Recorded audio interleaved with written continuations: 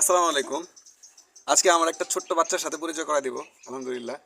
ওরা যখন প্রথম আনছিলাম আমি আমার বাসায়, ও আমার হোম ব্রিড না, ওকে আমি আনছিলাম কিনে। একদম জিরো পরের বাচ্চা, চিচি বাচ্চা।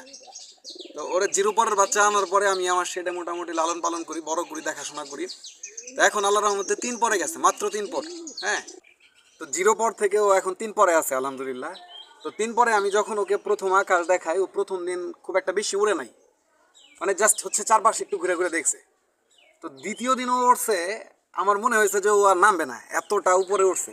মানে মূলত আমি তো রাজশাহী গিরিবাজ পালি, মানে বাজির কবুতর পালি। তো ও বাজি করতেছিল না, ও জাস্ট উঠতেছিল উঠতেছিল উঠতেছিল। আমি তো মানে প্রচুর উড়লো, একদম ছোট হয়ে গেল উঠতে উঠতে। তো বাজি টাজি করলো না খুব একটা, কিন্তু আলহামদুলিল্লাহ পরের দিন যখন আমি ওকে উড়াইলাম, মানে আমি কিন্তু জিরো বাচ্চা উড়াইতেছি, হ্যাঁ জিরো বাচ্চা। ও উঠছে, প্রচুর উঠছে, প্লাস এত বাজি, মানে জাস্ট হচ্ছে আমার এক ছোট ভাই বলতেছে, ভাই তেল সারা মেশিন জুড়ে দিচ্ছেন আকাশে।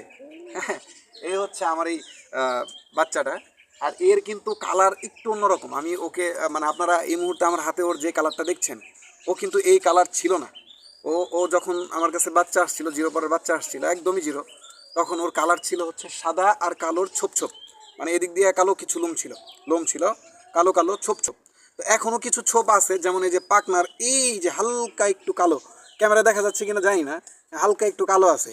তো এরকম ছোপ ছিল, কিন্তু এখন মল্টিংয়ের পরে আলহামদুলিল্লাহ আর কোনো কালো দাগ নাই, কোনো ধরনের কালো পশম নাই, জাস্ট এই যে লেজে আছে। এখন এটা তো আসলে কালদম না, কালদমের লেজ তো আর এরকম কালো না, তাই না? কালদমের লেজ আমরা যারা কবুতর পালি কম বেশি চিনি, কালদম এটা না। তো এটা হচ্ছে আমার কাছে খুবই একটা স্পেশাল কবুতর। হ্যাঁ, ওর চোখটা দেখেন একবার, কি অসাধারণ। হ্যাঁ, এক কথায় অসাধারণ।